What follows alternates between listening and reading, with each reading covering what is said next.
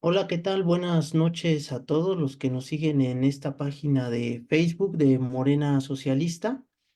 El día de hoy, como todos los días miércoles, vamos a tener una charla, pero el día de hoy la vamos a tener en un formato tipo foro con un tema que nos parece muy importante. Como todos ustedes sabrán, pues nos encontramos en medio de las campañas políticas, pero sobre todo en medio de la campaña presidencial, donde pues Claudia Sheinbaum pues tiene fuertes posibilidades de quedar como la próxima presidenta de México, y en este caso seguir impulsando el movimiento de la Cuarta Transformación.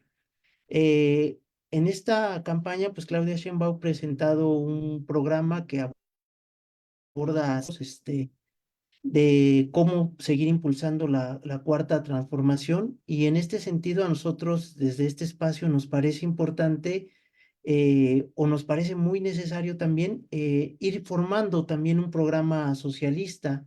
No es que estemos en contra de los 100 puntos de Claudia Sheinbaum o en general de los puntos que plantea la cuarta transformación. Nosotros hemos venido luchando para que llegara Andrés Manuel a la presidencia, y en este sentido pues también apoyamos a Claudia Sheinbaum y a todo este programa de la Cuarta Transformación, pero sí nos parece importante en algunos aspectos que es necesario dar un paso todavía más adelante, en cuanto a la cuestión de diversos temas.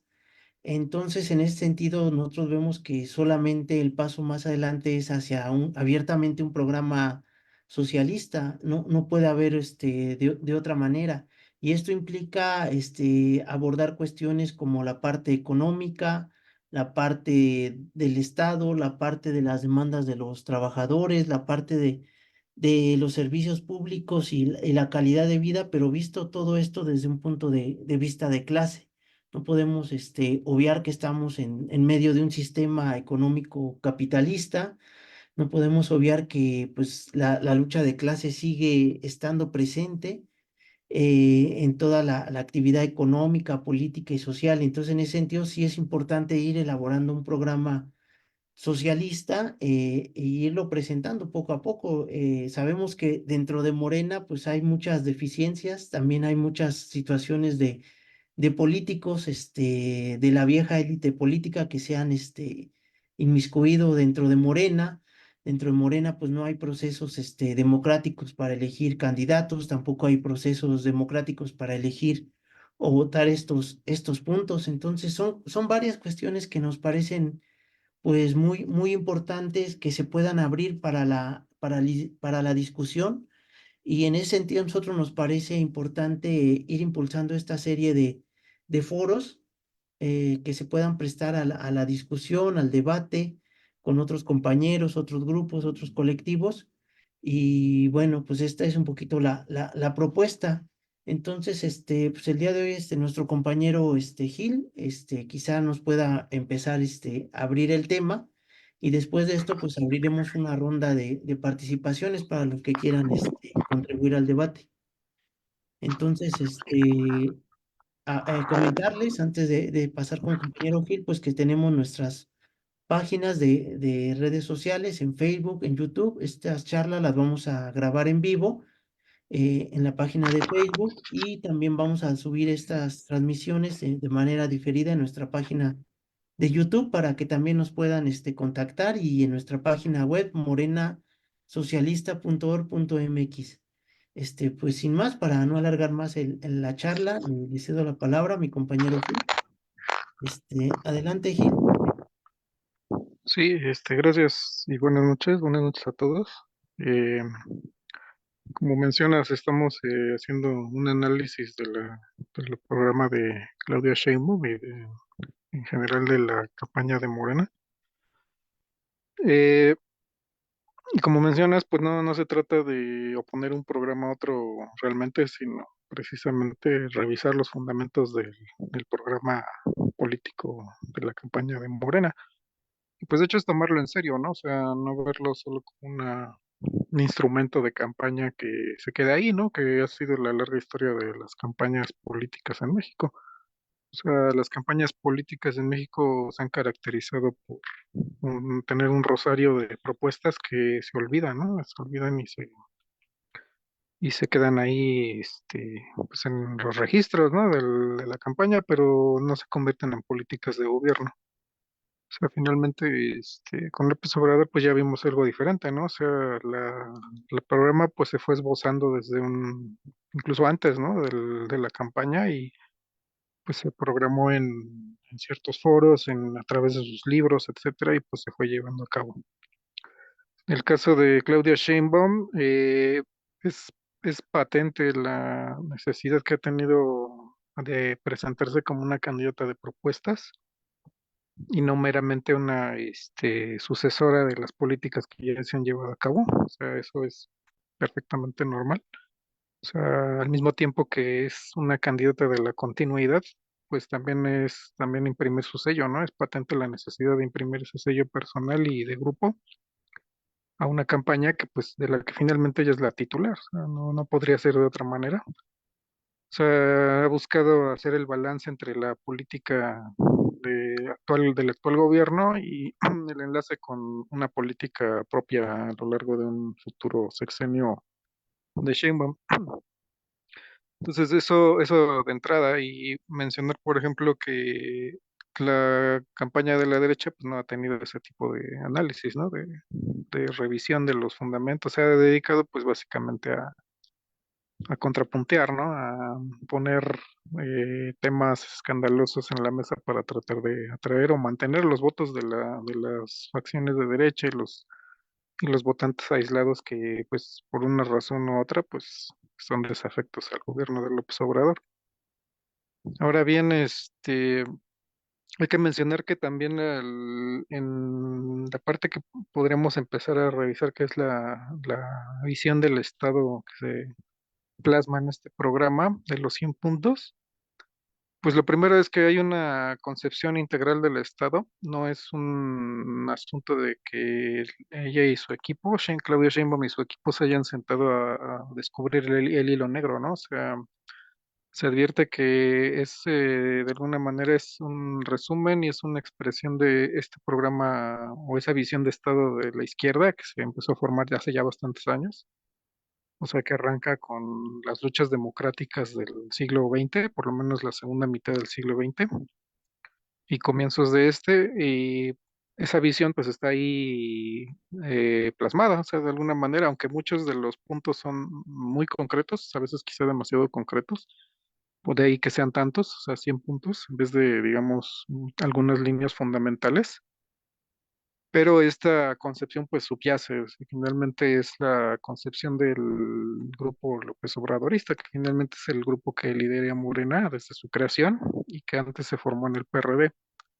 Y bueno, el PRD no nace pues de la nada, ¿no? Finalmente de otros movimientos y partidos políticos de izquierda que pues llegaron a disputar la presidencia a partir prácticamente de las campañas del Partido Comunista, o sea, del antiguo Partido Mexicano Socialista, etcétera.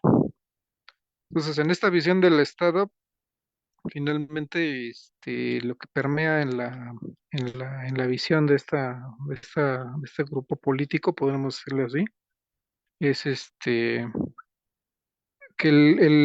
una confusión a veces entre el Estado y el gobierno. O sea, a veces se considera que el Estado, las instituciones permanentes del Estado pueden servir a las causas populares tal como están. O sea, que incluso sin una transformación fundamental de los fundamentos del Estado, este Estado puede volcarse al servicio del pueblo o al del pueblo trabajador.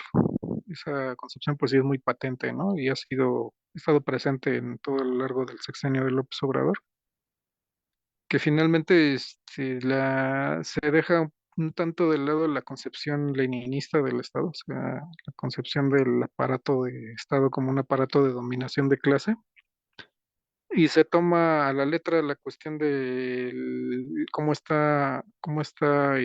el discurso de ese Estado como al servicio del pueblo, ¿no? Como la expresión de los intereses del pueblo o como una especie de agente de que balancea los intereses de los ricos y de los pobres, de los poseedores y los desposeídos, etcétera. Y pues de ahí vienen, por ejemplo, algunas acotaciones, ¿no? Por ejemplo, en su programa de los 100 puntos, Sheinbaum establece que pues no va a estar su gobierno al servicio de extranjeros o al servicio de los poderosos. Y eso pues es muy característico, ¿no? O sea, el lema de López Obrador era pues, por el bien de todos, primero los pobres. Y bueno, en el momento en que se enuncia, pues es patente, ¿no? La necesidad de que la gente pobre o la gente trabajadora pues sea incluida en la política, en la economía, en la sociedad, y pues siempre fue apartada, ¿no? A partir del gobierno de Lázaro Cárdenas, pues la exclusión es patente y permanente, o sea, la exclusión del pueblo en general y el pueblo trabajador en particular, pues es patente y eso es muy claro en la política López Obradorista, pero antes incluso en la del movimiento digamos neocardenista, de Cuauhtémoc Cárdenas, pues era patente, ¿no? La inclusión de las capas trabajadoras en la toma de decisiones y en la democracia política.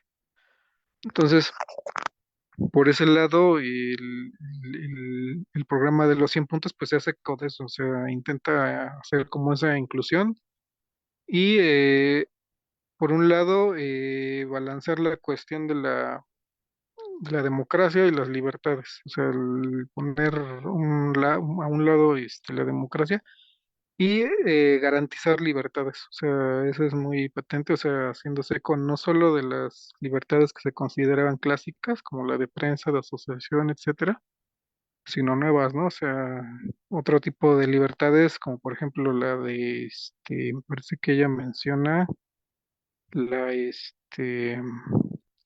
la democracia, por ejemplo, libertades de credo, política social, cultural y sexual, y el rechazo a cualquier forma de discriminación. Eso es, digamos, algo más nuevo, ¿no? O sea, más reciente o más en un discurso actual. En ese sentido, podremos decir que es una actualización del programa, digamos, de la izquierda de finales del siglo XX y principios del XXI.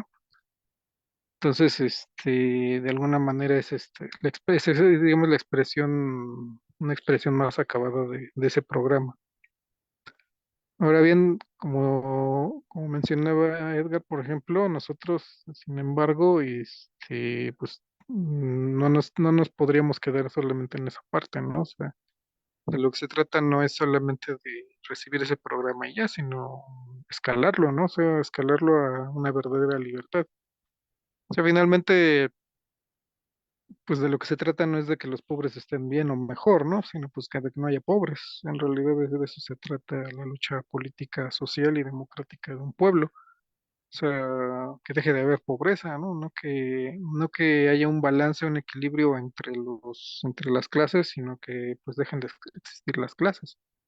A fin de cuentas, si las clases persisten y siguen existiendo a lo largo de los gobiernos de izquierda, pues eso puede determinar que en un momento dado pues deje de haber gobiernos de izquierda y que el poder del Estado y pues se imponga, ¿no? O sea, finalmente se imponga a los gobiernos de izquierda. O sea, la concepción del Estado de la izquierda López Obradorista, pues sigue existiendo esta concepción de que pues el Estado puede estar al servicio, ¿no? De los explotados, y sin embargo el Estado con sus instituciones permanentes, pues en realidad va a estar siempre al servicio de los poseedores, y como tal, pues puede revertir en un momento dado todos los avances y todo lo positivo que hayan podido tener los gobiernos de izquierda. Entonces eso es todavía una cuestión pendiente en el programa de los 100 puntos. Y pues se trata precisamente de que los socialistas pues hagan patente esta parte, ¿no? O sea, la necesidad de llevar el análisis a ese terreno, porque de lo contrario, pues los peligros de regresión pues nunca se van a evitar. O sea, la regresión, la llamada regresión autoritaria, ¿no? O la caída de los gobiernos de izquierda, y para más mayor ejemplo, pues está América del Sur, o sea, donde vemos cómo basta un gobierno de derecha para echar atrás todo lo que cualquier clase de gobiernos de izquierda hayan podido edificar. Pero bueno, con estos elementos de análisis, dejaría esta pequeña introducción y pues devuelvo el micrófono. Gracias. Sí, gracias, Gil. Pues bueno, yo creo que empezamos a abrir una ronda de participaciones por si los compañeros quieren irse anotando. Estamos, discutiendo la necesidad de ir construyendo un programa socialista, pero, estamos hablando sobre la necesidad del punto de partida, de cómo vamos a irlo construyendo. Y en esta primera parte, pues Gil nos hace la mención de hacer un análisis del Estado en general y de no omitir ese tipo de situaciones. Entonces, no sé si alguien más quiera participar, en lo que seguimos avanzando.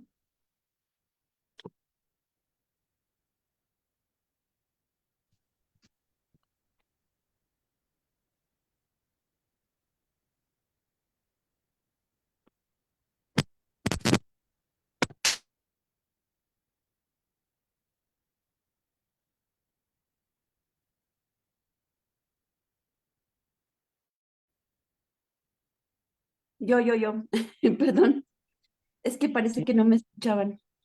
¿Me no, no, escuchan ahora? sí, ya te escuchamos. Ah, bueno, este, pues justamente, ¿no? O sea, dentro de la literatura que incluso hemos revisado anteriormente sobre el Estado, que hemos leído este, a Lenin, por ejemplo, ¿no? Este, justamente el problema del Estado es, y sobre todo de un Estado burgués, es de que no va a acabar a profundidad, no va a acabar de raíz ahora sí que con el conflicto social que pues delata permanentemente en el capitalismo, ¿no? Y eso, bueno, pues es como la piedra angular aun cuando el Estado burgués pretenda como algunas conquistas, ¿no? Para el bienestar de la clase trabajadora, como es el caso de todo el proyecto en general de la 4T, ¿no? Del obradorismo, de Morena, de los aliados, ¿no? Incluso, en esa, o sea, incluso sin pretender, acabar de raíz con todo esto, o sea, sin ser tan radicales, han tenido bastantes, tropiezos, ¿no? O sea, hay enemigos de este tipo de organización estatal. Y bueno, los grandes enemigos de estos movimientos pues son los que tienen intereses, ¿no? Intereses económicos. La pequeña burguesía nacional y terrateniente, ¿no? Los políticos que ya estaban enquilosados y estaban ya tenían estas relaciones, ¿no? Con empresas extranjeras que saqueaban el territorio, han tenido también, eh, están coludidos con cierta parte de la representación política constitucionalmente pues legal, ¿no? O sea, me refiero a que es legal y parece que han errado este rol que tienen para servir al pueblo y más que nada han servido como un contrapeso al proyecto que tiene Andrés Manuel López Obrador, aún, o sea, siendo un estado burgués, ¿no? Y que han tenido ciertos ciertas piedras en el camino que les han puesto sobre todo ¿cómo se llama? La Suprema Corte de Justicia de la Nación, en aspectos como la impartición de justicia, y que cuando se hace efectiva la justicia, bueno, pues ellos alcanzan como un nivel de defensa de los delincuentes, sobre todo los grandes delincuentes. No es de que defiendan a los pequeños delincuentes por un robo, ¿no? De una tienda, de un gansito, pequeños robos que les sirven para a la clase más empobrecida, ¿no? Para solventar sus carencias. No, al contrario, han crecido y también se han enriquecido, se han puesto como una élite política, a, que es una rémora de los saqueadores del país, ¿no? Y que también eso evita el avance, incluso en los pequeños pasos que está dando este estado, este, y que en la búsqueda y en el afán de, bueno, pues eliminar la corrupción, eliminar estas trabas que se han puesto a la expedición de justicia, incluso, o sea, se ve en las instituciones, sobre todo de transparencia, ¿no? O sea, de instituciones de transparencia que buscan o que deberían buscar evitar el cohecho, el robo ¿cómo se llama? La corrupción de los funcionarios hacia pues los bienes del pueblo, ¿no? No, al contrario, ¿no? Cuando se les encuentran em, como una evidencia que ellos tienen en sus páginas, hasta las bajan, las ocultan, ¿no?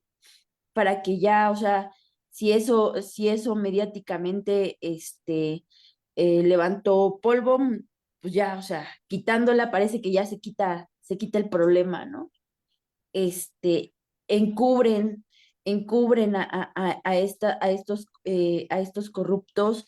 Y yo creo que una de las cosas que el gobierno de la 4T em, tuvo como por centro que rige todos sus programas, es el ataque y la eliminación de la corrupción, ¿no? Y de la corrupción no de, de abajo, ¿no? La corrupción que más daña al país, ¿no? Que es la de arriba.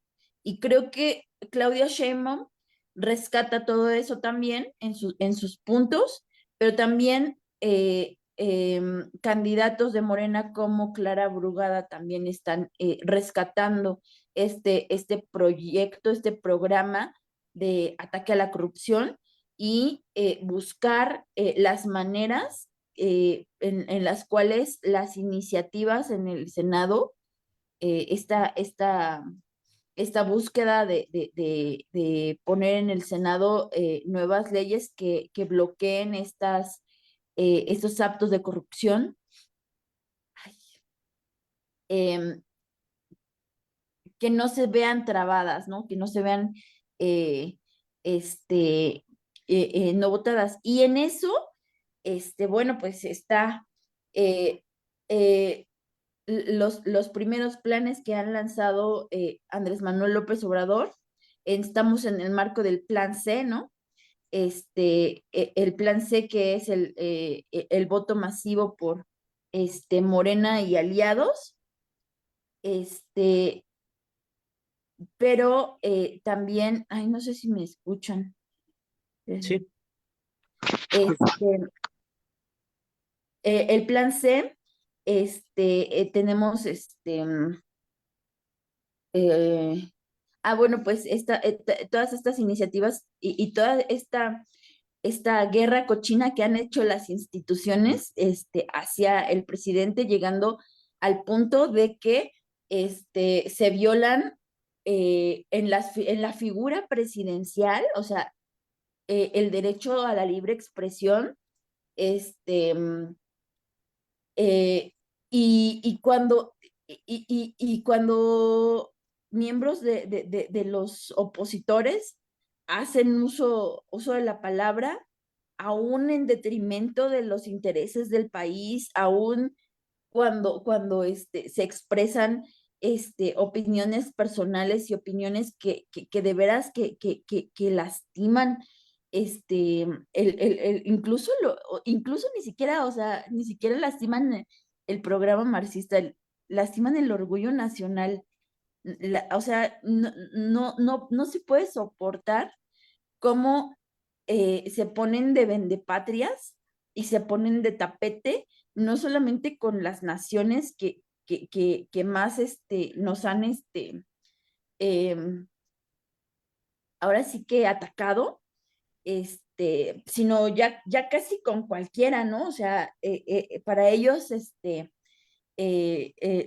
otro estado, este, es mucho mejor que México, ¿no? O sea, ya nada más falta que ellos aboguen por los intereses extranjeros en la mismísima Cámara de Diputados o Senadores, este, porque lo que defienden es ahora sí que pura basura, ¿no? Y de hecho ha hecho, de hecho a eso se ha enfrentado el gobierno de la 4T en todo este tiempo, ¿no? Eh, por eso creo que los puntos que rescata Claudia, este, al parecer, o sea, rescatar la libre expresión, la igualdad entre hombres y mujeres, la igualdad entre los individuos y la garantía individual, al parecer como que son muy vagos, al parecer podríamos decir, bueno, es que ya están en la Constitución, pero no se ejercen. Y no se ejercen a través de estas instituciones que cada día están insistiendo en atacar por todos lados a este gobierno, ¿no? Y también con el aval también pues de los partidos que están perdiendo sus intereses, ¿no? Y justamente creo también que otra de las piedras angulares, las piedras en el camino que se topa o este avance o esta profundización hacia un estado este, pues socialista, un estado que busque de verdad eliminar la desigualdad y las clases sociales, es también, bueno, el presidente lo dice como aspiracionismo, pero es esta carencia de conciencia de clase de la gente en general, ¿no? De la población en general. Esta todavía que se está pensando, ¿no? O sea, de que los políticos son iguales, esta falta de politización, esta, em,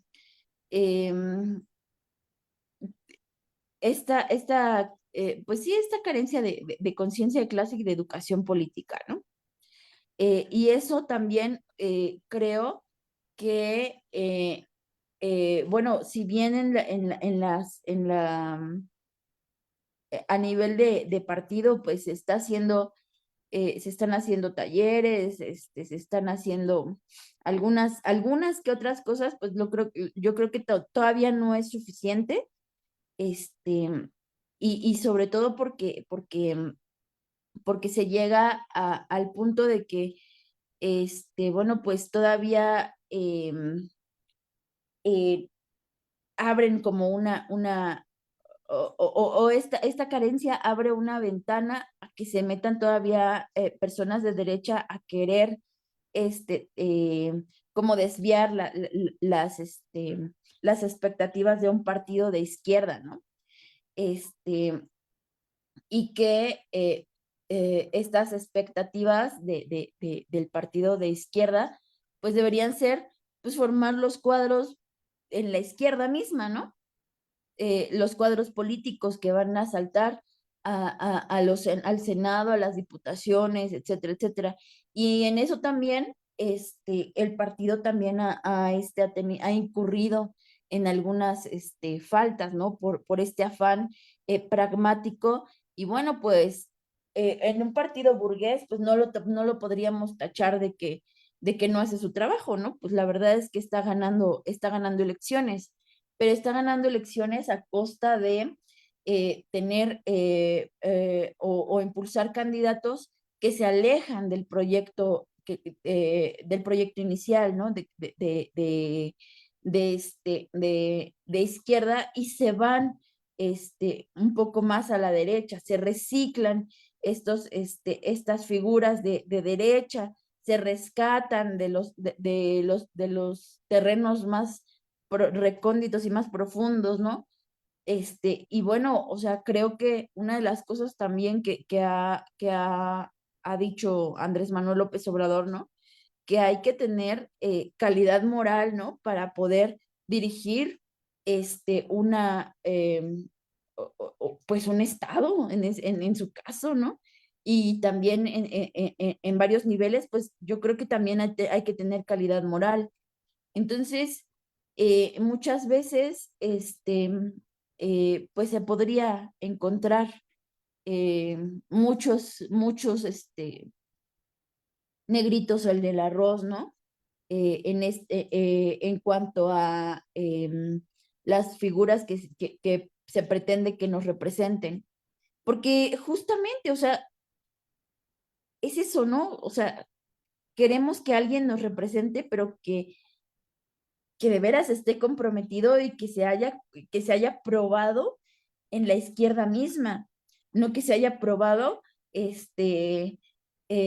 votando en contra de las reformas, de la reforma energética, de las reformas que podrían cambiar el modo incidir en el modo de vida de la gente, ¿no?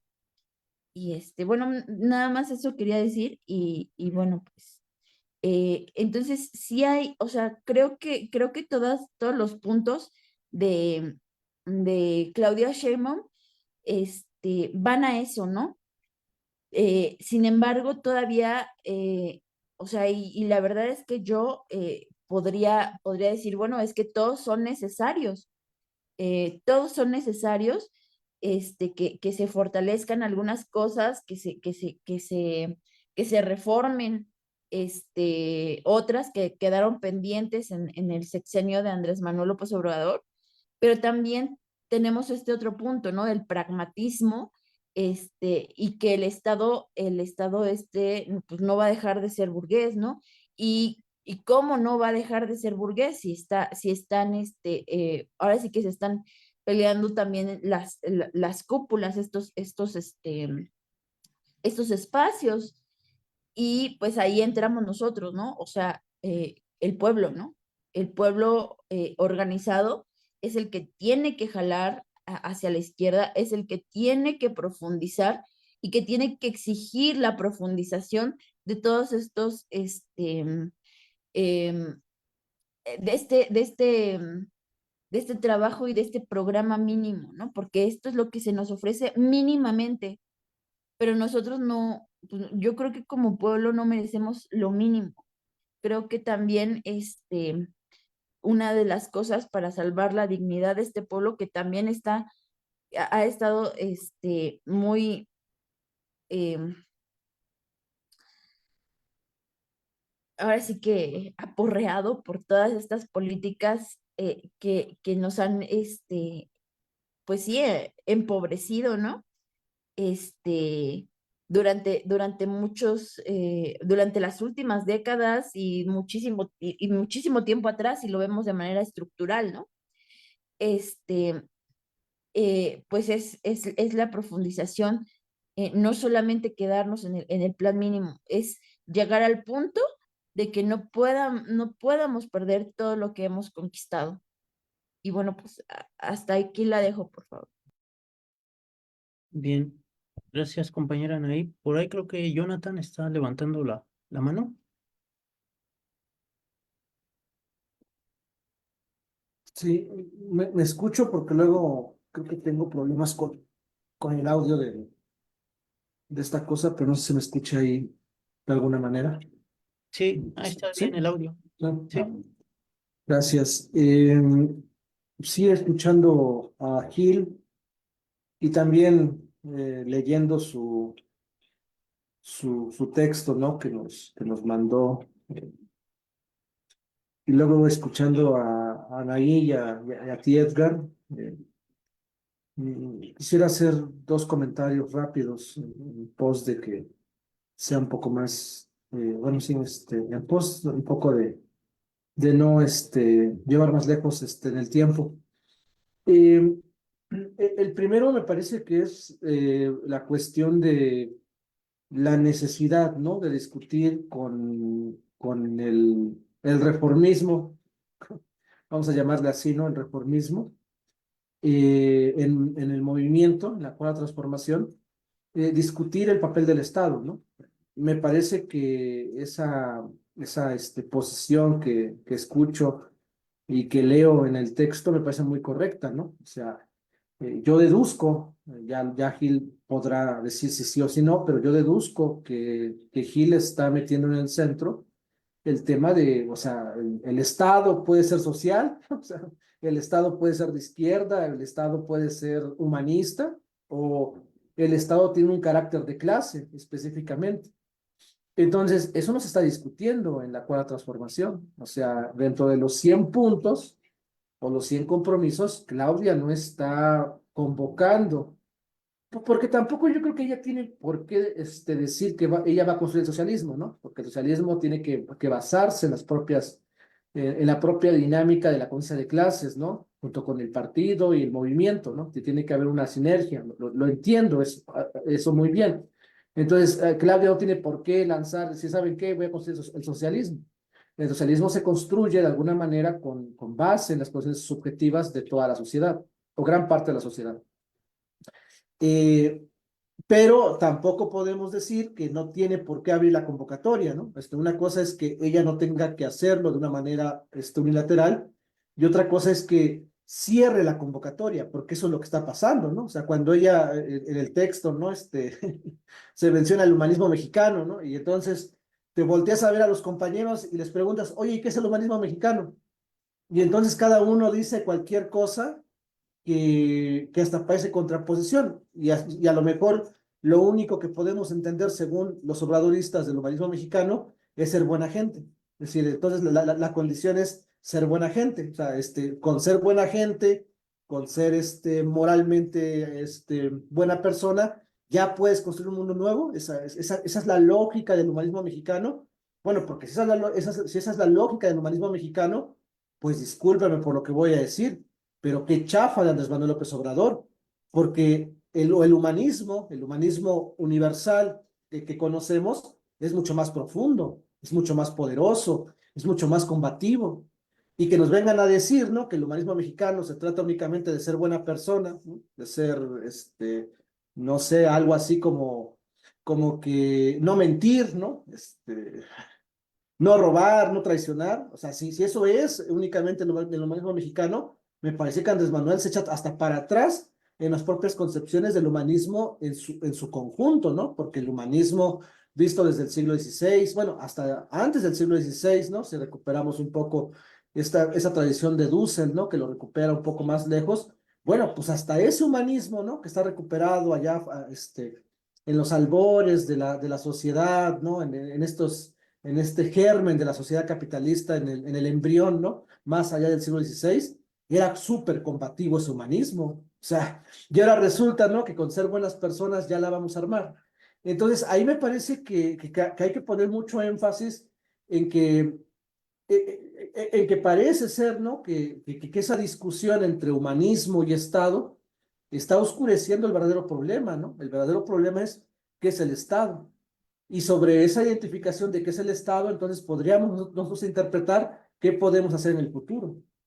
Porque de otra manera me parece que dan el clavo Gil, ¿no? O sea, parece ser, ¿no? Que esta cuarta transformación quiere reinventar, ¿no? Las propias categorías del capitalismo, pero en esa reinversión o en esa reinterpretación de las categorías en el capitalismo, no se dan cuenta que muchos compas terminan regresándose, ¿no? Ese me parece que es un tema muy importante, ¿no? O sea, hace falta, además de discutir los 100 puntos, ¿no? Lo que hace falta y es necesario que se abra la discusión es sobre qué metodología están esos 100 puntos, ¿no? Porque sobre esa metodología entonces podríamos nosotros apuntar hacia dónde tenemos que correr y bajo qué líneas tenemos que avanzar. Entonces, en un primer momento, a mí me parece, ¿no? Que Claudia Sheinbaum presenta un esquema muy obradorista, por supuesto, pero que donde parece ser que el Estado puede ser domesticado. Y bueno, habría que preguntarnos si de veras puede ser domesticado. Según nuestros maestros, tenemos que abolir el Estado, tenemos que superar, tenemos que liquidarlo, como ustedes quieran llamarlo, pero el Estado debe de dejar de existir. Si no, no hay manera, ¿no? Y el segundo elemento que yo quería poner en el centro era esa parte en donde Gil escribe en un punto, ¿no? Sobre estas cuestiones de la diversidad, ¿no? El proyecto, ¿no? Se enfoca muchas veces, ¿no? En darle voz, ¿no? A la diversidad, ¿no? Sexual, XY, ¿no? O sea, lo que ustedes quieran ya y manden. No me voy a meter en cultural, política, etcétera. Lo cual no estamos negando, por supuesto, ¿no? Es muy importante que todas esas manifestaciones culturales puedan ser incluidas. Aquí el problema es que esas formas de esas manifestaciones que también le pasa a Clara Brugada, ¿no? Esas manifestaciones culturales parecen como que están muy abirragadas, ¿no? Están muy, como que parece una política de collage, ¿no? O sea, por aquí están los trans, por aquí están, no sé, los que quieren a la naturaleza, los que quieren a los animalitos, los que quieren, la cuestión de las mujeres, los del agua, es decir, tienes todo un collage, ¿no? Hay una especie, ¿no? de movimientos que están incluidos, pero no hay una línea que los amalgame, ¿no? Y todo lo contrario, están como que chocando permanentemente, ¿no? Entonces ahí no hay una manera de poder hacer una relación horizontal y transversal sobre esos movimientos, ¿no? Están totalmente dispersados y a veces encontrados. Y muchas veces luego son utilizados por las derechas para meter presión. Y entonces ahí me parece que lo interesante dentro de este tema es el carácter de las políticas públicas. Es decir, otra vez, regresando al humanismo mexicano, o sea, el humanismo mexicano parece ser que lo que hace es tratar de desviar la intención, ¿no? Del verdadero foco del problema y trasladarlo a un problema ético-moral. Es decir, como que parece que Andrés Manuel nos está sugiriendo, ¿no? Que pues, la lucha de clases ya no existe, que esto ya no existe, que los del siglo XX ya fue del pasado. Y entonces lo que hay que hacer es comportarnos bien, lo cual no dudo que hay que hacerlo, pero que no es suficiente, ¿no? O sea, si tú te portas bien, si tú te portas de forma correcta, si tú te portas de forma moralmente correcta, podrías tú solucionar los problemas. Aquí el problema es que lo que no se están dando cuenta es que eso no se puede determinar por la cabeza, ¿no? O sea, esa discusión se tiene que abrir. O sea, es cierto, o sea, la pregunta sería, ¿es posible cambiar el mundo o poder crear una plataforma civilizatoria únicamente en el buen comportamiento? ¿O habría otras formas? Y yo creo que ahí se tiene que abrir la convocatoria a la discusión sobre el carácter de las políticas públicas dentro de un carácter proletario. Yo preguntaría, ¿no? O sea, el carácter proletario podría tener la capacidad de poder articular todas las luchas que conocemos y que hoy estamos peleando. Tendría la capacidad de poder articularlas, de poder amalgamarlas y de poder potenciarlas y desde ahí poder llevar eso hacia otro nivel. A mí me parece que sí. Y a mí me parece que esa tendría que ser la discusión en la cuarta transformación. O sea, más allá de que si nos tenemos que portar bien, bueno, portarnos bien bajo qué concepto. Porque otra vez, si vamos a asumir el portarnos bien, ser dóciles, ¿no? Dentro de la estructura capitalista, pues ya valió, pues lo que yo digo, ¿no? O sea, ahora parece, ¿no? Que el humanismo mexicano es asumir los valores burgueses y entonces ese comportamiento bondadoso desde los fundamentos burgueses es lo que tenemos que impulsar. pues, hay un retroceso frente a otros humanistas en el siglo XVI, como yo lo comentaba anteriormente. Y a mí me parece que entonces en ese comportarnos bien, tiene que haber en todo caso una plataforma exclusiva de la clase política o la clase social a la cual estamos nosotros representando. Y si de verdad Andrés Manuel López Obrador pone el énfasis en por el bien de todos, primero los pobres, pues no hay que ser ilusos. Tendríamos que poner en el centro para que por el bien de todos, primero los pobres, haga realidad, que es una política pública proletaria, o sea, debe estar basada con un carácter proletario, con un perfil proletario y con una dinámica que vaya en el impulso de la liberación de la clase trabajadora. Porque si tú le pones el pueblo, pues ya valió, ¿no? O sea, el pueblo puede ser todo, absolutamente todo. El proletario, ¿no? El proletario ya tiene su carga fundamental en el espíritu revolucionario. Entonces, creo que a mí me parece que esos son elementos que están ahí presentes en el escenario, en la discusión, y que yo en lo personal creo que sí tenemos que estar pensando permanentemente porque o sea, la apertura, ¿no? Yo lo comentaba otra vez, cierro con esto, la apertura de los golpes y contragolpes en la cuarta transformación, apenas se va a dar, ¿no? O sea, es decir, la cuarta transformación, y concluyo con esto, la cuarta transformación parece que cree que el humanismo mexicano es el punto final.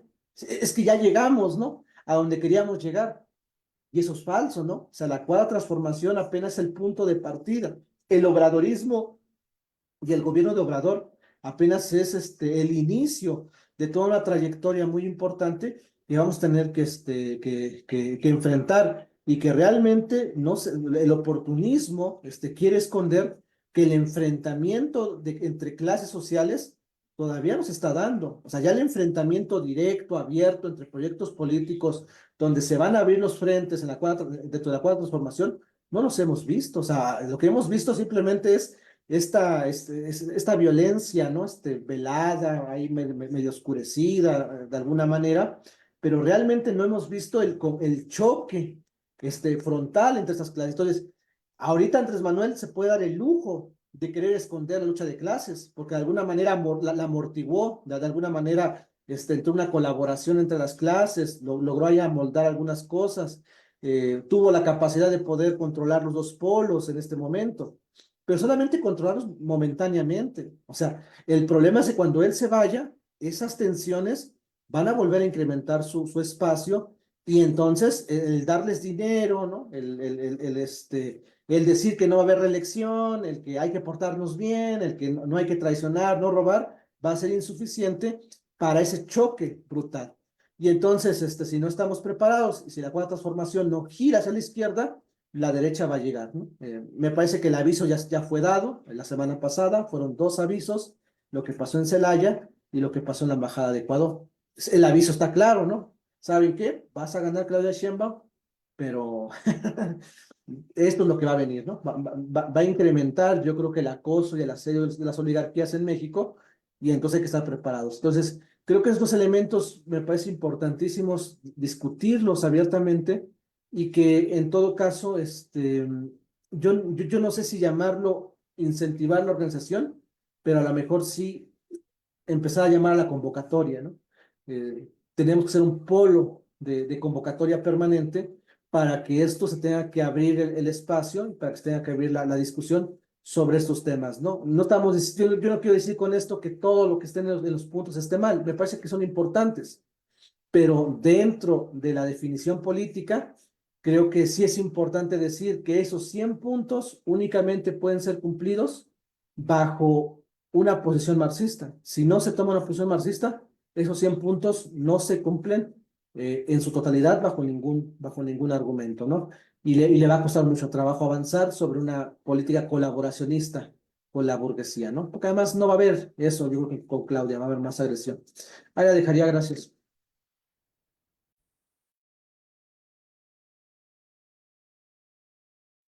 Bien, gracias compañero Jonathan. Pues bien, seguimos con las participaciones. Yo también quisiera dar un comentario sobre lo que estamos tratando de armar o de incentivar para la discusión acerca pues del programa socialista y estos puntos de Claudia Sheinbaum, nos parece importante que se siga avanzando. Lamentablemente la economía no queda quieta, o sea, si por nosotros fuera, a lo mejor pues no nos está, Andrés Manuel no está gobernando tan mal, tiene una buena administración, se están dando recursos y pues a lo mejor todo va más o menos bien caminando. Pero la situación es que la economía no se queda quieta, ¿no? Y si tú no avanzas, la economía capitalista tarde que temprano te va a hacer retroceder, o sea, tarde que temprano va a regresar la derecha. Y en América Latina yo creo que ha habido ejemplos muy claros, o sea, de que han llegado gobiernos de izquierda, incluso pues bastante fuertes, un poco más radicales que aquí en México, y sin embargo, vino el retroceso, vino el otro giro hacia la derecha, ¿no? Ahí está el caso de Ecuador, ya un gobierno de derecha cuando la izquierda gobernó muchos años con Correa. El caso en Brasil, el caso en Argentina, o sea, todo este giro que se dio a la izquierda ahora regresa a la derecha. Y eso es algo inevitable dentro del capitalismo, o sea, si tú no rompes con el capitalismo tarde que temprano va a volver a regresar, ¿no? Entonces, a nosotros nos parece importante que se den este tipo de discusiones, se den este tipo de avances eh, para seguir incentivando el cambio, ¿no? O sea, tienen que ser procesos más radicales. Nosotros lo que vemos en estos 100 puntos de Claudia, ya lo comentamos, no estamos en contra. De hecho, algunos puntos son muy generales, o sea, respeto a las cuestiones religiosas, cosas así, pues ni modo que estemos en contra. O sea, eso hasta la gente de derecha te va a decir que sí, ¿no? O sea, hay puntos que a lo mejor incluso parecerían muy obvios, ¿no? Y sin embargo se siguen mencionando. Yo aquí quisiera comentar que dentro del sistema capitalista solamente puede haber dos tipos de programas principales, y esto es debido a que existen las dos clases antagónicas, que es la burguesía y el proletariado.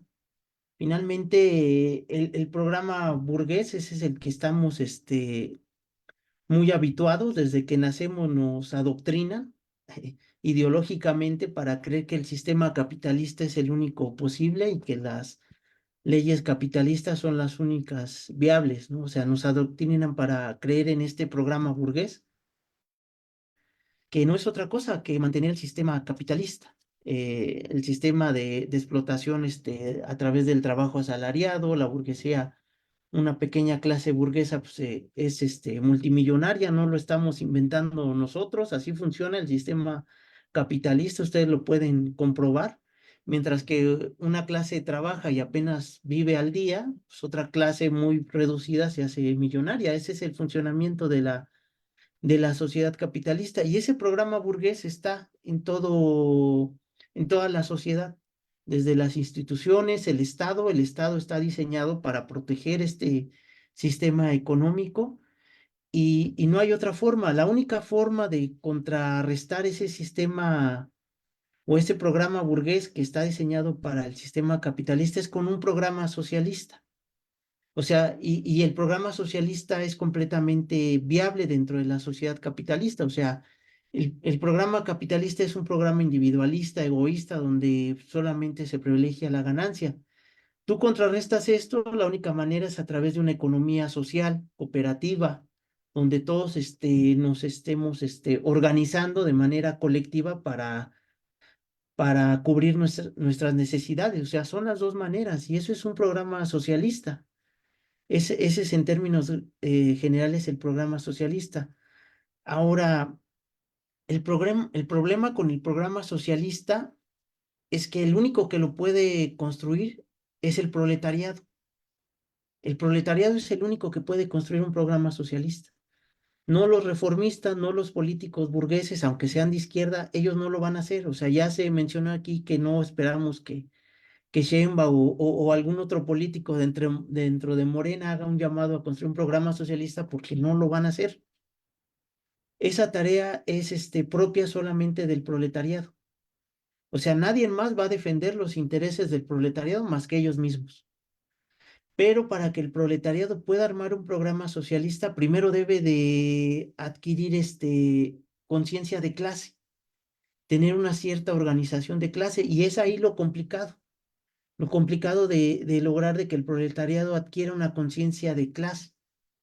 En primera instancia está la parte ideológica, o sea, la burguesía, el capitalismo, pues te va a someter a una carga ideológica donde si el proletariado se empieza a organizar, inmediatamente te acechan y te dicen, no, eres comunista, los comunistas son malos, comen bebés, es de lo peor, te vas a quedar más pobre de lo que ya es una cuestión ideológica, ¿no? Te bombardean con una cuestión ideológica para que el proletariado no se organice, no adquiera conciencia de clase.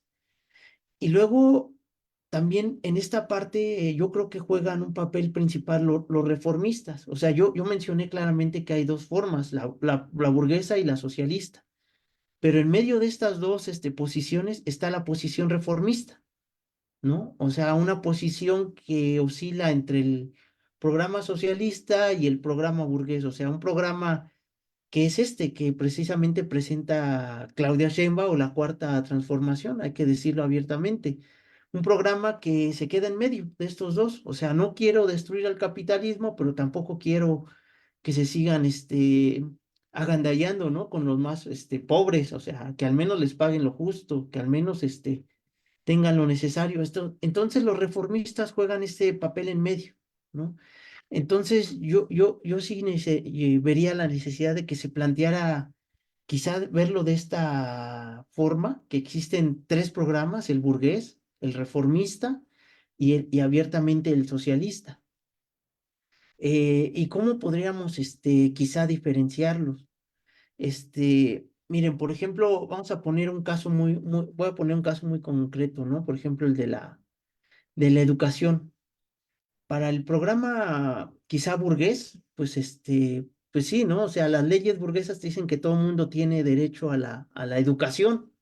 Incluso eso está en la Constitución, incluso dentro de las constituciones, liberales burguesas, está dentro de las constituciones.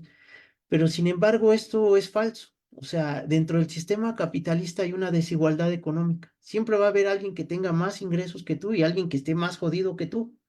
O sea, eso siempre va a existir, esta desigualdad económica.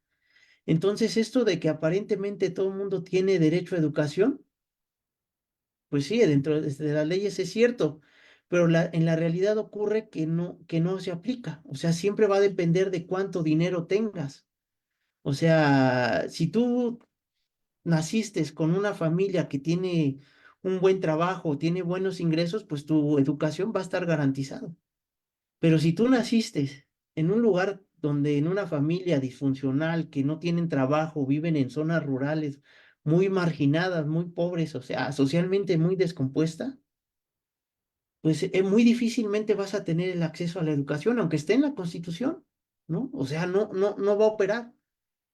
Entonces, esto es lo que aplica dentro del régimen burgués. Si tienes dinero, ya lo hiciste.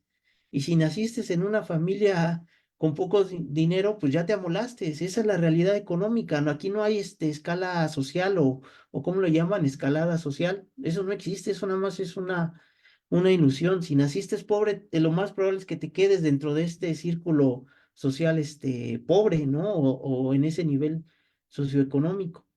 Ahora, el programa reformista, ¿cómo soluciona este problema? ¿No?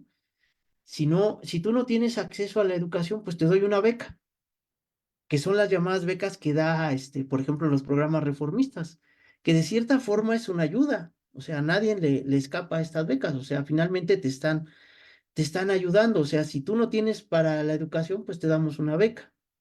Una beca para que tú continúes tu estudio. Entonces, de cierta forma, el programa de la Cuarta Transformación va en ese sentido. No cuestiona al Estado si tiene la capacidad o no para darle educación. Lo que lo hace es tratar de paliar ese tipo de contradicciones del Estado capitalista. ¿Cómo funcionaría un Estado socialista? ¿O cómo funcionaría un programa socialista? O sea, el programa socialista no solamente se limitaría a una beca, sino responsabilizaría al Estado de que él sea el responsable de darte la educación, una educación completa. Estamos hablando de que Si hay un niño, ¿no? De 8 años, el responsable, por ejemplo, dentro del capitalismo para ese niño tenga, pues es su familia, ¿no? Pues en una sociedad socialista el responsable de que ese niño tenga educación es el Estado. El Estado debe de garantizarle alimentos. O sea, se habla de que hay una educación, pero las escuelas en un Estado socialista tendrían que tener comedores dentro de las escuelas, ¿no? Porque muchas veces los niños no tienen que comer, o sea, regresamos a lo mismo, a la desigualdad económica. Si tienes una familia que tiene buenos ingresos, pues a lo mejor comes bien, pero si no tiene buenos ingresos tu familia, pues ya te amolaste, vas desnutrido a la escuela y así muy difícilmente vas a aprender. Entonces, es pasarle esa responsabilidad que se le da, achaca a la familia, pasársela al Estado. El Estado es el que te tiene que garantizar que los niños tengan una buena alimentación para que puedan estudiar, que tengan uniformes de calidad, o sea, no los padres, sino el Estado. El Estado es el que tiene que darte el transporte público para que puedas recibir educación. O sea, debe de haber escuelas de calidad, pero de calidad, o sea, realmente de calidad, no lo que te da mínimamente el Estado dentro del sistema burgués, o incluso lo que te pueden hacer los reformistas, que te dan una beca, pero ¿de qué te sirve la beca si tu escuela está bien fea? ¿No? O sea, si tu escuela se está cayendo, si no tienes igual para comer, vives en una familia disfuncional. Es decir, yo creo que hay que plantear de esta situación las tres formas de plantear la característica del Estado. Ahora, un Estado capitalista que está diseñado para mantener al sistema capitalista, para extraer la máxima plusvalía y dársela a la burguesía, ese Estado capitalista jamás te puede brindar una educación de calidad al sistema, al proletariado en general, ni a la población en general, ¿no? O sea, no se puede. Este Estado capitalista jamás te lo va a proporcionar. Entonces, ¿qué es lo que se tiene que plantear? Pues la destrucción del Estado capitalista en una primera instancia. No estamos en contra de los estados en general, al menos en esta etapa.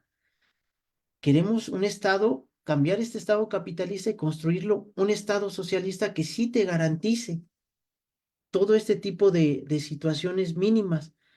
Los reformistas, como ya lo comenté, se quedan en medio, no plantean la destrucción del Estado capitalista. A lo mejor te ayudan con una beca, pero finalmente la beca tarde que temprano no te va a remediar tu situación social, económica, política.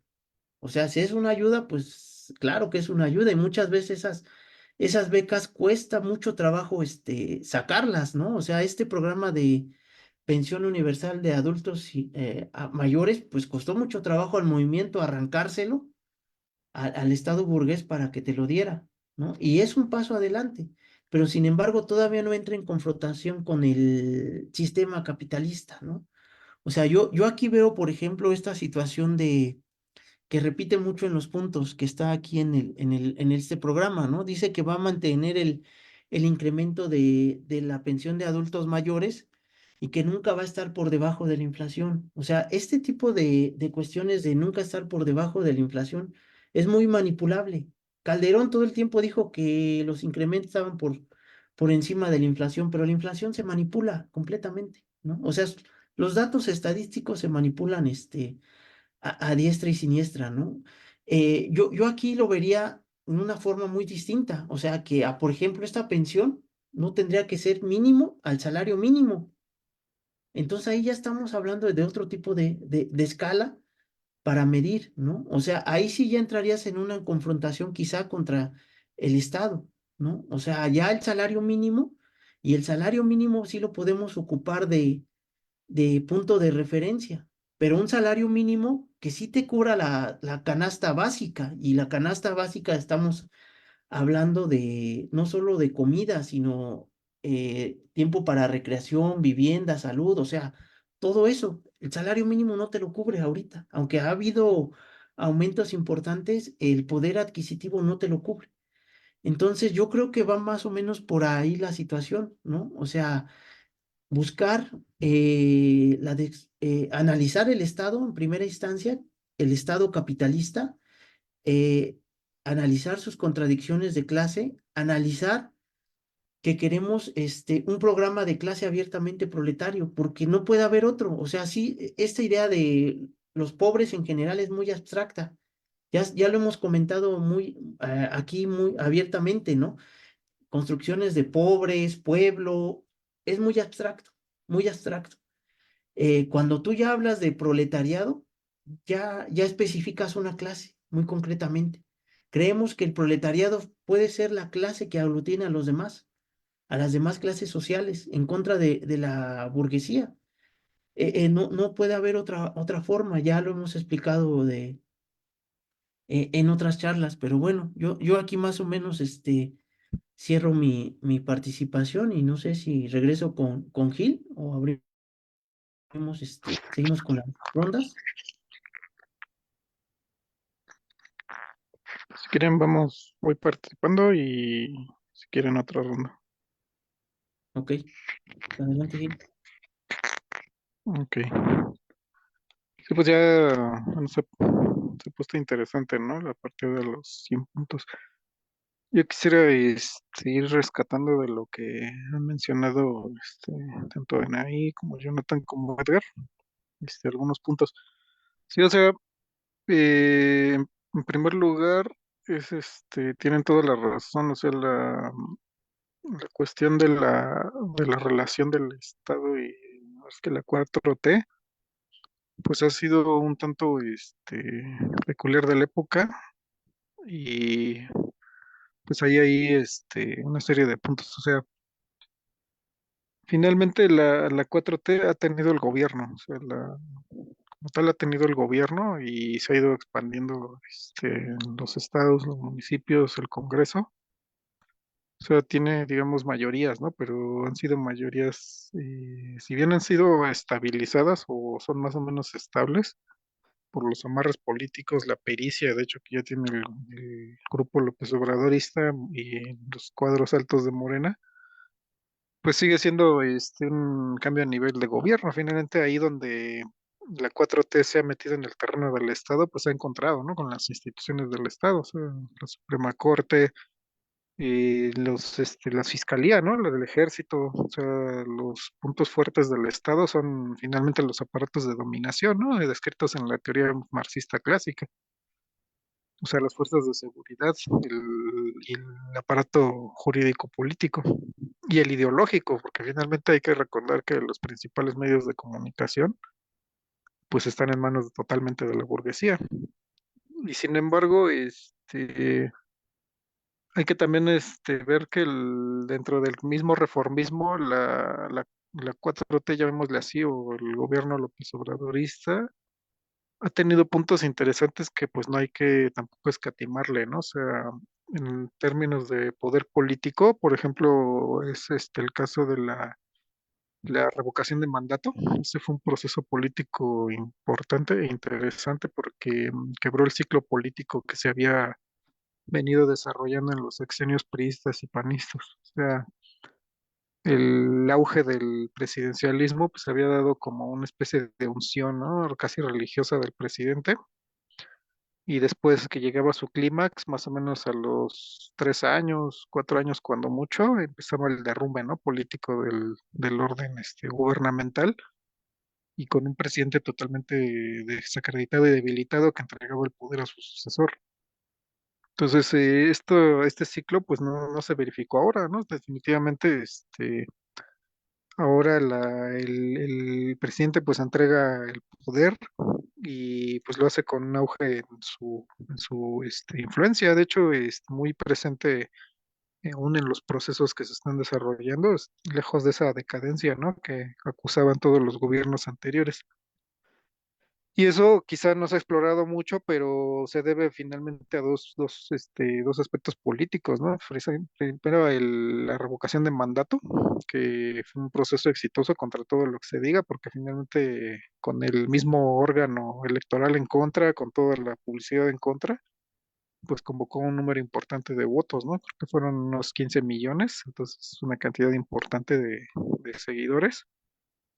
Y la otra, pues, son las famosas conferencias mañaneras. Es también un hito político para el presidencialismo mexicano. O sea, López Obrador estaba tan seguro de su posición y de su relevancia histórica, pues que no escatimó, ¿no? Esfuerzo para presentarse ante los medios, algo que ya no hacían los presidentes, o en realidad nunca hicieron, ¿no? Que es presentarse a los medios de comunicación de masas en una audiencia libre y diaria, ¿no? Que es un esfuerzo cotidiano bastante importante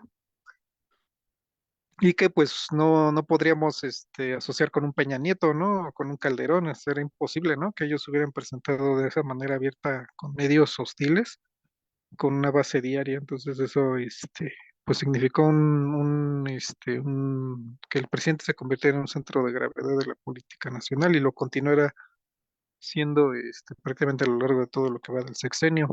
Entonces, esa parte.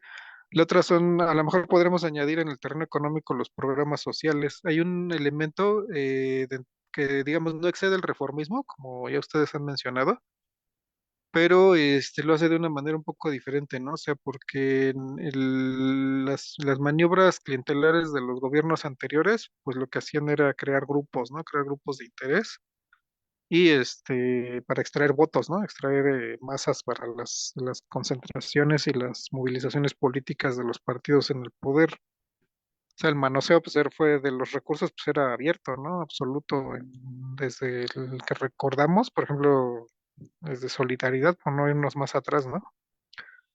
Pero también con los programas clientelares de Fox, Calderón, o sea, bajo el panismo, y no se diga con Peña Nieto, ¿no? Y las farsas de las tarjetas estas de beneficio y etcétera, que eran realmente pues, una vulgar compra de votos. Y el aspecto relevante es que el López Obradorismo como que llevó a cabo un reformismo que realmente es reformismo, ¿no? Es reformismo, un reformismo más puro, en el sentido de que convirtió los programas sociales en derechos, o sea, en derechos incluso constitucionales y en que los hizo universales. O sea, evitando esa parte clientelar, ¿no? O sea, por lo menos a un nivel mínimo, que es el hecho de que, por ejemplo, las becas y pensiones y ayudas sean universales, porque así se minimiza, ¿no? Ese factor de corrupción y de clientelismo del gobierno. Entonces esto le dio, digamos, bastante margen.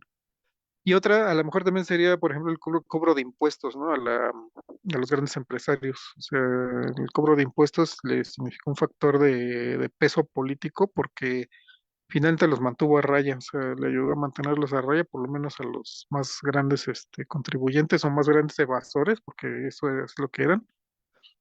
Y le significó una gran presencia entre las masas, finalmente, que lo ven como algo positivo.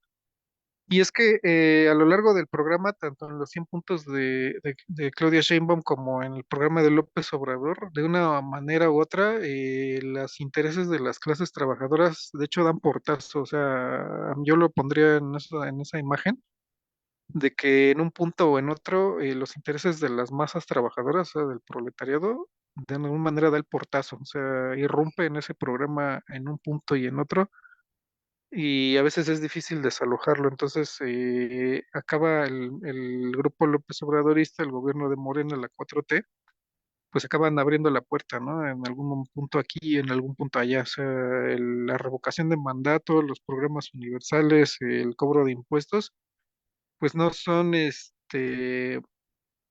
medidas, digamos, de mera contención de las masas, ¿no? Sino que son precisamente los intereses de las masas que ya se han exacerbado por la opresión capitalista y priista, que pues tienen que hacer eco de eso, ¿no? Se ven obligados a ellos, se ven obligados a hacerse eco de estos reclamos de las masas trabajadoras y lo hacen pues en un lenguaje y en un tono reformista, ¿no? A fin de cuentas, encauzándolos y llevándolos a un determinado nivel de reclamo, ¿no? Entonces, digamos, no hay que, o no habríamos de confundir esa parte, ¿no? De como concesiones, ¿no? Del gobierno o concesiones personales de López Obrador, sino que ellos, digo, también no hay que decir que López Obrador no tenga sensibilidad, ¿no? O sea, claro que ellos se hacen eco y son sensibles de alguna manera a los intereses de los trabajadores y lo traducen a este tipo de políticas, programas y consignas dentro de la reforma, ¿no? ¿Qué significa?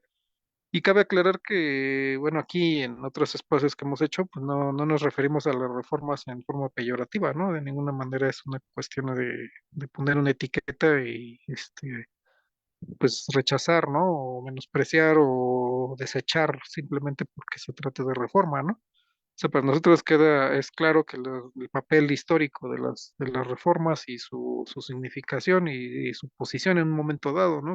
La cuestión histórica que representan. Entonces, en ese sentido hablamos de reforma, ¿no? No en un sentido peyorativo o en un sentido de echar a la basura todo, ¿no? O sea, se trata finalmente de ver la posición histórica. El problema con las reformas a lo mejor no es en sí ellas mismas, ¿no? Sino el hecho de que se usen o sirvan para echar atrás, ¿no? Al avance democrático de las masas, o sea, para embotar su organización o corromperlas, ¿no? O orientarlas hacia causas que van en contra de sus propios intereses. O sea, hacer de las reformas un fetiche que pues distraiga a las masas y las conduzca a causas no revolucionarias, pero no estamos definitivamente en contra de reformas, aunque el programa de los 100 puntos pues fuera abiertamente un programa de reformas, pues no lo vamos a categorizar de manera peyorativa, ¿no? Sino precisamente ver dónde irrumpen las masas, en qué puntos precisamente se trata de una irrupción de los intereses de las masas, de los cuales el grupo actualmente gobernante se hace eco y pues empujar para que ese programa avance en esos puntos, ¿no? Avance en esos sentidos. Entonces, y no se estanque, ¿no? No significa una regresión, no significa un adormecimiento de las masas. O sea, nuestro papel como socialistas, pues es precisamente poner ante las masas el fraude histórico, ¿no? Que significa el capitalismo. O sea, el hecho de que las masas no han llegado todavía a ese punto en su mayoría, digamos, lo intuyen, pero no lo saben de ciencia cierta, ¿no? En qué medida el sistema capitalismo, pues es una estafa, ¿no? O sea, el hecho de que haya pobres y ricos, pues es una estafa en sí mismo. O sea, no es una estafa en el sentido de que sea un engaño abierto o deliberado, sino que, pues es un, a fin de cuentas, es un engaño ideológico en el que todos vivimos, ¿no? O sea, la riqueza no es un producto del mérito, no es un producto de una situación especial, ¿no? De la gente que tiene medios de producción, es el hecho mismo de poseerlos, ¿no? Poseer los medios de producción es lo que hace a alguien rico, alguien poderoso, no un don especial o una cuestión particular, ¿no? Como lo hace creer la ideología. Y el hecho de que alguien sea pobre no es que sea alguien malo, alguien inútil o que no tiene alguna cualidad especial, sino precisamente esa situación, ¿no? De origen. Y sin embargo, pues vivimos en esa esfera ideológica, ¿no? Que nos invierten la cuestión y nos ponen en ese sentido una especie de burbuja, ¿no? Una burbuja de ideas de las cuales es difícil salir. Entonces, el papel del socialismo y del movimiento socialista, pues es poner eso a la luz, poner eso, exponerlo ante las masas y ver el papel histórico de estas reformas en lograr esa denuncia, en lograr esa transformación de la conciencia, ¿no? No solamente la revolución de las conciencias en un sentido ético y moral, sino una verdadera revolución de las conciencias en el sentido de adquirir conciencia de la explotación, adquirir conciencia del papel histórico de la explotación y la inutilidad actual, ¿no? O sea, el hecho de que pues el capitalismo llega a un punto en que su decadencia lo convierte en una impostura y no tiene sentido hablar del beneficio de los pobres, ¿no? En realidad lo que hay que hablar es la liberación de los explotados, pero no es una conciencia a la que se llegue fácilmente, ¿no? Sino a través de la lucha de clases. Y este movimiento y esta circunstancia histórica en la que nos encontramos, pues es una lucha de clases. Detrás de todo este movimiento, detrás de las consignas, de los programas, de los partidos, lo que hay pues es una lucha de clases abierta y descarnada, en la cual pues juega un papel los partidos, el Estado y las personas a nivel individual. Entonces toda esa dialéctica pues es la que pues debe llevar a a la liberación, ¿no? No a entrar en una especie de ciclo de avance y regresión, ¿no? Como el que estamos observando en América Latina, sobre todo en varios países pues desde Argentina, ¿no? O sea, Argentina hasta Ecuador. Entonces, esa yo creo que sí sería la cuestión, ¿no? Que hay que, pues, esforzarnos, ¿no? Por transmitir y ahondar para no quedarnos en esas, pues, en esas vueltas, esas ruedas de Sísifo, ¿no? Donde están los países, eternamente oscilando entre un supuesto progreso y después una regresión brutal, ¿no? Que acaba como si nunca hubiera pasado, ¿no? O sea, como si nunca hubiera habido un proyecto de avance o de reforma. Pero bueno, entonces ahí lo dejo por si podemos pasar otra ronda o seguimos avanzando. Gracias. Pues sí, ya es un poco tarde, ya avanzamos bastante. No sé si quieran, nada más damos participaciones, comentarios finales, ya para ir cerrando. No sé si los compañeros tengan algún comentario final. Yo creo que pues el tiempo es está en nuestra contra y pues casi no avanzamos. Por eso reiteramos que vamos a hacer varias sesiones para discutir este tipo y a ver, ir discutiendo poco a poco. Entonces, no sé si Anaí o el compañero Jonathan tengan algún comentario final para ir al menos cerrando esta sesión. No, no, la verdad es que yo creo que comenté lo que tenía que comentar en el primer comentario. Muchas gracias. Bien, no sé si Jonathan tenga algo ahí. No, está bien. Pues muy bien, yo creo que ya vamos cerrando, como les comentaba, pues vamos a tener que ir abriendo varias sesiones ya para ir mencionando esto. Miren, aquí estaba leyendo esta, ¿no? Esta, por ejemplo, del punto de Claudia, dice también vamos a apoyar la iniciativa para prohibir constitucionalmente el maltrato a animales. Pues yo creo que nadie, ¿no? En su sano juicio estaría en contra de eso. Me parece que ahí ahí hablamos cuestiones muy generales y quizá la visión socialista sí cambiaría un poquito, ¿no? Pero son parte, yo creo que después quizá deberíamos ir como analizando punto por punto, pero bueno, vamos a ir armando más sesiones para ir discutiendo estos temas, ir armando poco a poco lo del programa socialista y pues vamos a ver qué tanto podemos ir avanzando en organización. No sé si Gil quiera ya comentar alguna última cosa ya para irnos despidiendo. No, pues nada más mencionar, bueno, al auditorio y en general llevarnos la reflexión de que los programas en general los programas de la izquierda tienen un interés histórico, este en particular tiene un interés pues vital del momento, ¿no? Y hay que ahora sí que tomar a los reformistas en serio, ¿no? Hay que analizarlos, hay que discutirlos, hay que revisarlos.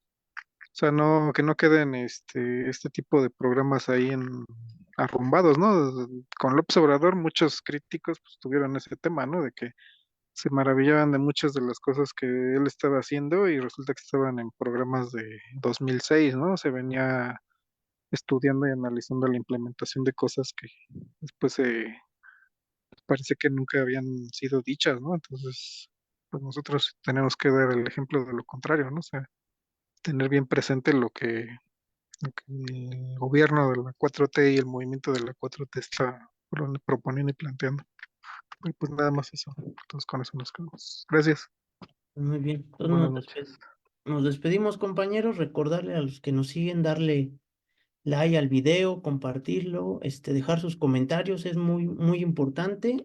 Suscribirse también ahí en nuestro canal de YouTube, darle me gusta, apóyennos con la difusión si les gusta este tipo de contenidos. La verdad es que es muy necesario. Luego, siguen puros influencers, bastante, banales, pero este tipo de contenidos siempre es, muy minimizado, muy relegado. Entonces, pues hacer apoyarnos, ¿no? Con ese tipo de situaciones. Y pues nos despedimos, también sigan, nuestra página, visítenla, morenasocialista.org.mx, ahí vamos a subir varios de los artículos y pues bueno, yo creo que ya nos despedimos.